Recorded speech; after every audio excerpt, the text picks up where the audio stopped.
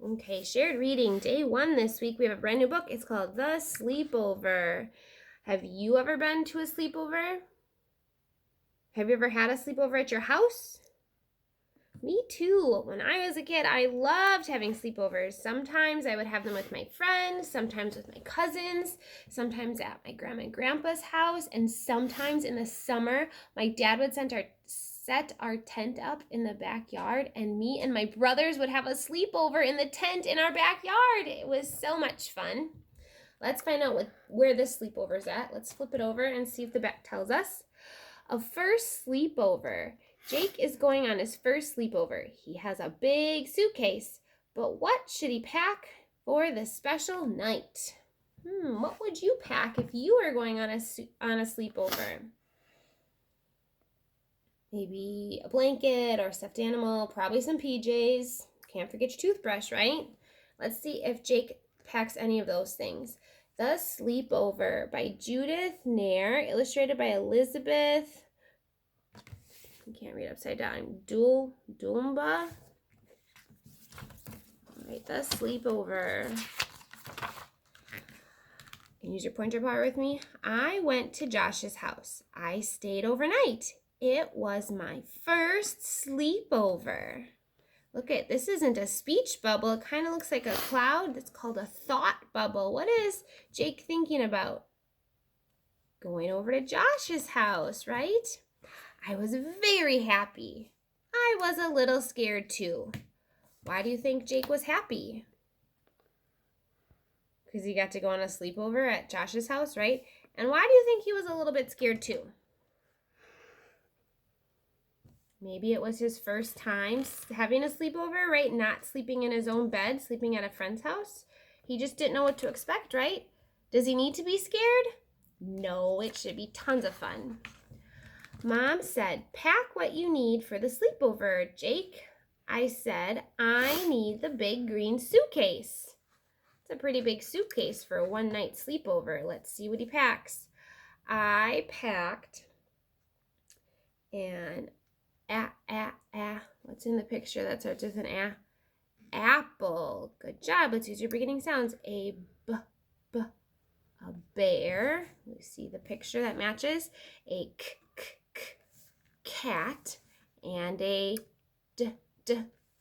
drum. Good job. I'm so glad you're helping me use our beginning sound and matching it with the pictures.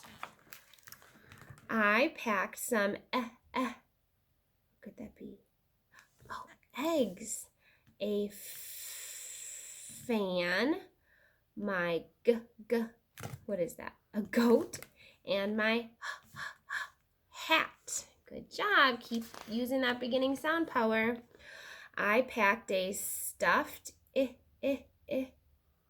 iguana, a jack-in-the-box, a kite, and a leaf. Good job. I packed a map, a nest, an octopus, my pajamas. We guessed that right. That was a good guess. And my quilt. Quilt is another word for a blanket, right? So we got those two right. He did have pajamas and a quilt. I packed a ring, my skates, a turtle, and a umbrella, and a violin. His suitcase sure is getting full. I packed my wagon, an x-ray, a yo-yo, and a zebra. My suitcase was full. Mom took me to Josh's house. Hi, said Josh. I'm happy you're here. Okay, looks like they're going to give each other a hug or high five. I showed Josh my green suitcase. I showed him all my things. He sure packed a lot for this sleepover.